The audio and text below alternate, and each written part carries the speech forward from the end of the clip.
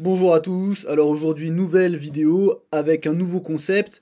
En gros le but c'est dès que je tombe sur une vidéo ou un post, un article qui parle de douleur ou de blessure et où dedans on retrouve pas mal d'erreurs. Le but c'est de faire une critique de l'article en question ou la vidéo et essayer à partir de la critique de sortir quelque chose de positif. Le but c'est pas juste de critiquer et dire c'est nul. Le but c'est d'essayer d'apprendre des choses à partir d'un contenu qui est de qualité moyenne, on va dire. Donc aujourd'hui on va commencer avec un article qui a été posté en fait, enfin moi j'ai trouvé posté sous forme de post sur Instagram, et en fait on va le critiquer ensemble et voir ce qui va pas dedans. Alors il s'intitule Musculation, pourquoi la coiffe des rotateurs est-elle si fragile? Donc là on a un problème, pour ceux déjà qui ont vu ma dernière vidéo, enfin celle juste avant celle-là, où on va avoir en fait, on a un discours nocebo là, et en fait on va le retrouver tout au long de l'article. Vous allez voir. Donc là dans le titre. Ensuite, les épaules sont des articulations à la fois fragiles et complexes. Donc en deux phrases, on a deux fois le mot fragile. Donc on va se mettre dans la peau de quelqu'un qui n'y connaît rien en blessure, qui n'y connaît rien en douleur. Lui, il lit ça, rien en épaule d'ailleurs. Il lit ça, déjà il part avec l'idée que ses épaules elles sont fragiles. Ensuite, on a une deuxième chose. Pour préserver l'articulation de l'épaule et rester en bonne santé durablement, cet ensemble de muscles doit être renforcé au quotidien. Là, on nous propose un renforcement quotidien de ces muscles-là, et ça, on reviendra dessus par la suite. Là, je vais faire une critique sur l'anatomie, parce qu'en fait, quitte à critiquer, on va tout critiquer, hein. Donc, alors, parmi ces quatre muscles de l'épaule, un seul est visible de l'extérieur, le sous-épineux. Donc là, bon, là, faut arrêter avec la nomenclature qui a été changée il y a tellement longtemps. Je comprends pas que ça soit encore utilisé cette terme-là. Enfin, c'est pas grave. Les trois autres sont des muscles profonds qui n'ont aucune incidence sur l'esthétique de votre physique. En effet, ils sont cachés sous le muscle deltoïde, mais ce n'est pas une raison pour les négliger, bien au contraire. Donc en fait, ah bah là on a les deux nomenclatures, mais on aurait dû plutôt faire l'inverse et mettre la nouvelle au-dessus. Donc en fait on nous dit que tous les muscles en fait sont cachés par le deltoïde, à part l'infraépineux. Alors le petit rond, pourquoi pas, et en fait il est profond, on le voit ici, mais bon c'est rare de le voir comme ça. Par contre, le supraépineux, c'est faux, il n'est pas caché par le deltoïde, on le voit, il est ici, donc il est au-dessus de l'épine de la scapula. Donc ici on a le deltoïde, épine de la scapula, il est au-dessus. Donc là en fait il est recouvert par le trapèze, et pas du tout par le deltoïde.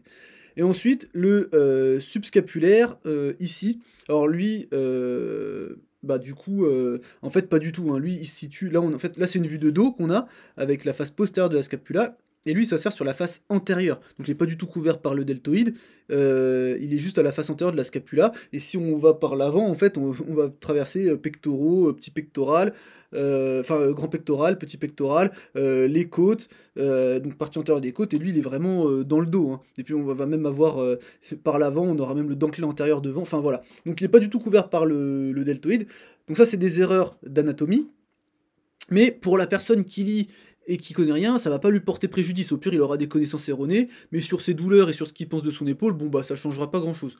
Donc on s'en fiche un petit peu. Là, on nous dit aussi, que ce soit pour enfiler un t-shirt, faire le ménage ou se laver les cheveux, elles sont extrêmement sollicitées. Moi là, alors là c'est très subjectif, je sais pas si c'est moi qui le traduis mal, mais moi je trouve que c'est un discours nocebo indirect. En gros, ça fait écho au fait qu'on nous a dit que c'était fragile. Là, on nous sort des mouvements du quotidien comme mettre un t-shirt, et on nous dit que ça sollicite de manière extrême les épaules. Donc je sais pas quel qualificatif on emploie quand on fait un développé à 100 kg ou des tractions au poids de corps, mais voilà, moi je trouve que c'est un discours nocebo indirect. Mais comme je dis, ça c'est subjectif, c'est selon moi. Et donc ensuite on va être ici, alors là c'est un peu fouillis, mais vous allez voir, je vais tout vous expliquer, ça va être hyper clair. Là on a une fois de plus le mot fragile, donc on est encore dans un discours nocebo.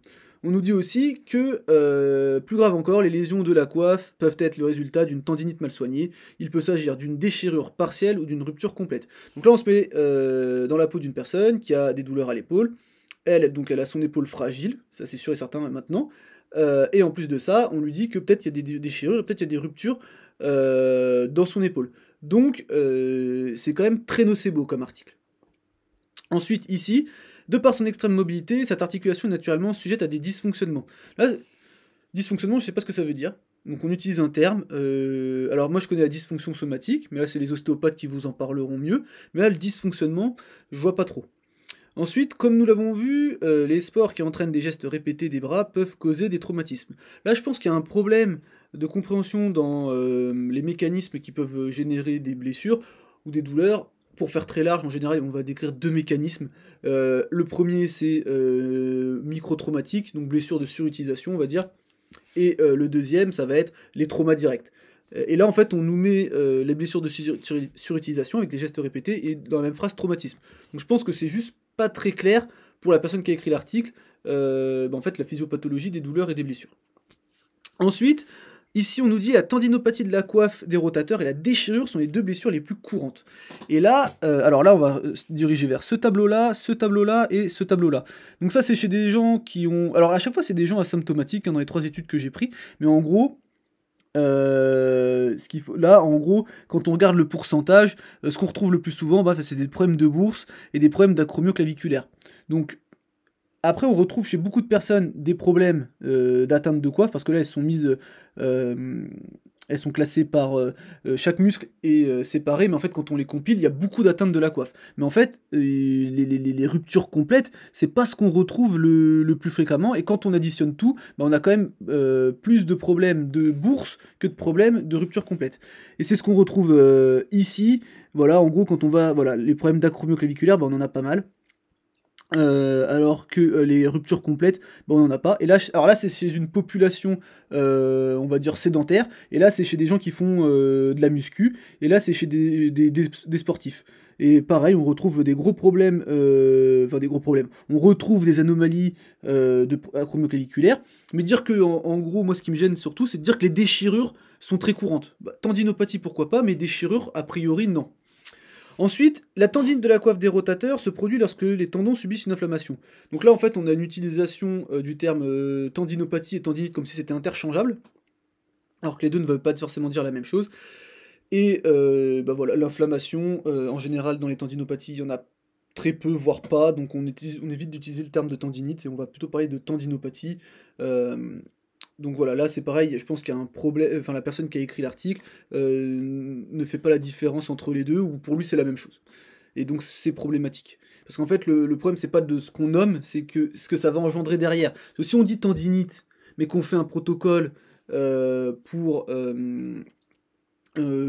réadapter le tendon, c'est pas problématique. Par contre si on se dit tendinite, inflammation, et qu'on fait un protocole pour diminuer l'inflammation, là on manque la cible.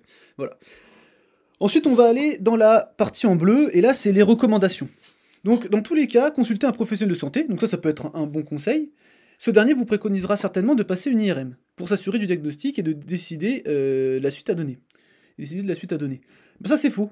En fait, quand on regarde les guides de recommandation de bonne pratique, ici, donc qui concernent tous les troubles musculo-squelettiques, et là, on voit bien l'épaule, en fait, dans la partie 4, on dit qu'il faut utiliser l'imagerie uniquement quand elle est spécifiquement indiquée. Et elle n'est pas spécifiquement indiquée tout le temps. Et dans la plupart des cas, il n'y a pas besoin d'en faire. Je dis pas, alors faire systématiquement, ça c'est sûr et certain, on n'en fait pas. Non, jamais en faire non plus, c'est pas ça que je dis, c'est toujours pareil, c'est un bilan, et on va voir s'il faut ou pas passer une imagerie. Parce que l'imagerie, ça peut être très nocebo pour ceux qui ont vu la vidéo juste avant celle-là. Donc ça c'est faux. Ensuite, donc pour soigner une tendinite, donc là on retrouve le terme tendinite, à l'épaule, vous devez vous armer de patience et observer du repos pendant plusieurs semaines. Le but est simplement de calmer l'inflammation. Donc là on nous propose de calmer une inflammation qui n'est pas présente, donc ça n'a pas trop de sens. On nous propose du repos, et après un avis de médecin, vous pourrez éventuellement prendre des anti-inflammatoires, pareil pour calmer l'inflammation, sauf qu'on a dit pas d'inflammation. Donc là on nous propose repos et anti-inflammatoire, c'est pas en accord non plus avec les guides de bonne pratique que je vous ai mis ici. Donc là on a une étude qui nous dit clairement que dans le management, enfin dans la prise en charge des douleurs sous-acromiales d'épaule, le traitement qui a le plus de preuves, grosso modo, c'est l'exercice. Voilà. Donc en gros, là, toutes les recommandations qui sont faites dans cet article sont erronées. Et du coup, je voulais revenir avec cette étude-là, en gros, qui disait que quand on tape des mots-clés pour voir un peu ce qu'on a comme problème au niveau de l'épaule, on tombe sur des sites qui ne nous proposent pas les bonnes solutions, avec notamment des explications uniquement biomédicales de la douleur. Donc ça, vous le savez déjà pour ceux qui ont vu ma précédente vidéo, hein. Et j'y vais plus loin dans l'autre vidéo, là je vais pas m'attarder. Et puis je rappelle pour tous les professionnels de santé qu'on doit éviter de donner des explications patho-anatomiques aux patients, parce qu'ils comprennent ça comme ils ont un corps fragile. Alors je dis pas qu'il faut jamais le faire, il y a des cas où il y a toujours des exceptions, mais en général on évite. Ensuite, dans certains cas, si les douleurs perdurent, une hospitalisation avec une intervention chirurgicale peut être nécessaire. En cas de rupture, une opération de la coiffe des rotateurs est bien souvent indispensable à l'issue de la chirurgie de l'épaule. vous suivez un protocole de rééducation, voilà. Donc là, on est dans un discours nocebo++, on est parti d'un mec qui avait un peu, si la personne qui lit l'article a un peu mal à l'épaule, et d'un seul coup, dans son épaule, il y a peut-être des ruptures, il y a peut-être des déchirures, et là, on lui dit peut-être qu'elle va finir à l'hôpital à se faire opérer. Donc, je trouve que le discours est très nocebo. Et en fait, une fois de plus, quand on regarde les guides de bonne pratique, bah, on nous dit que en fait, la chirurgie, c'est après un protocole donc conservateur appuyé sur l'épreuve. Donc, si vous avez fait une rééducation qui n'est pas appuyée sur l'épreuve, on fonce pas non plus dans la chirurgie. On fait un protocole basé sur l'épreuve, ça ne marche pas, on envisage d'autres choses. Voilà. Ensuite, il est tout aussi essentiel de bien vous échauffer avant vos entraînements de musculation. Effectués avec des charges faibles, ces exercices peuvent tout à fait être intégrés à votre échauffement.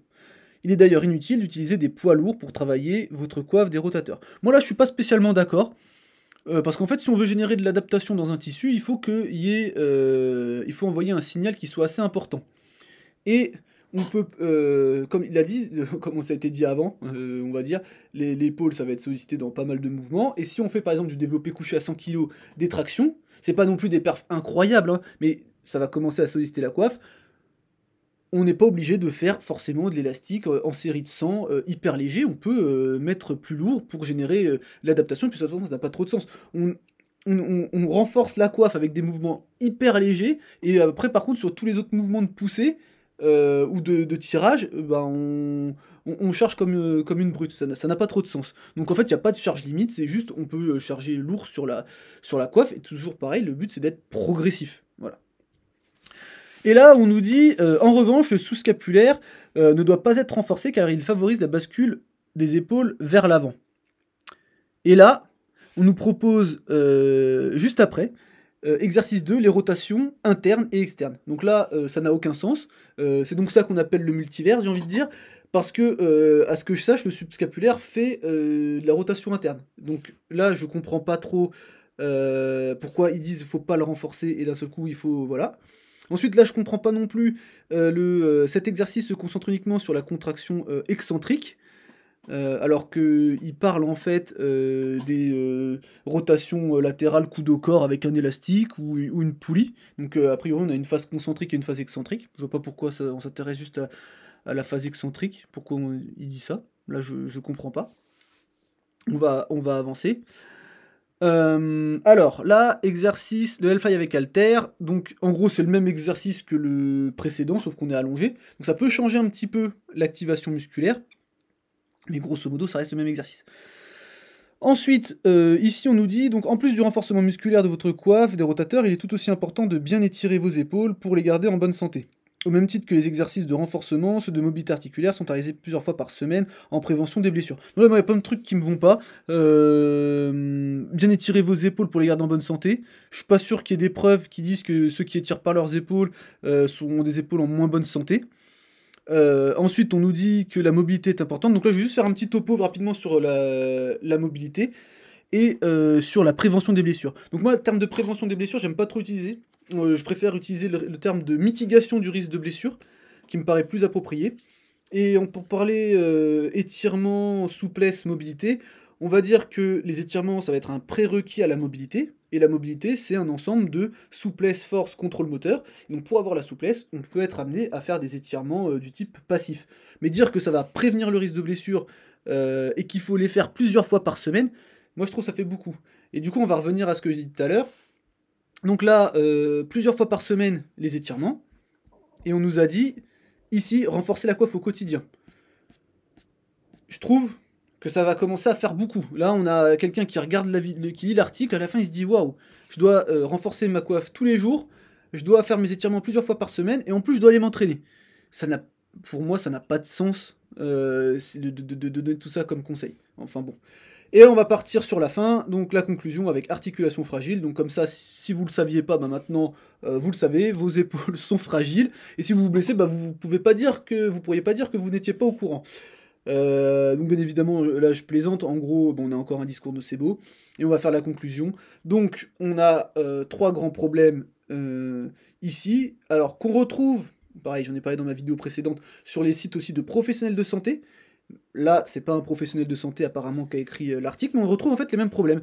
On a un discours nocebo tout au long de l'article, on a des recommandations qui ne sont pas en accord avec les guides de bonne pratique, et on a une confusion entre les termes de douleur et lésion tissulaire déjà, et on a une explication uniquement biomédicale de la douleur. Voilà. Donc, bah, j'ai fait le tour de l'article. J'espère que ce type de vidéo vous a plu. Là, c'était un article. Prochainement, ça pourrait être une vidéo YouTube à critiquer, pourquoi pas. J'espère juste que, en dehors du fait que j'ai critiqué des choses, j'espère que vous avez appris des choses, entre guillemets, ou que ça vous fait réfléchir sur certaines choses. Si vous êtes des professionnels de santé ou des kinés, des choses comme ça, peut-être que je vous ai pas appris grand-chose, mais et si vous êtes quelqu'un qui est en dehors de ce domaine-là, juste un pratiquant de musculation, et qui tombe sur ce genre d'article régulièrement, j'espère que au moins vous aurez un esprit un peu plus critique la prochaine fois que vous lirez ce genre d'article. Voilà. Bon, je m'arrête ici, et on se dit à la prochaine. Salut.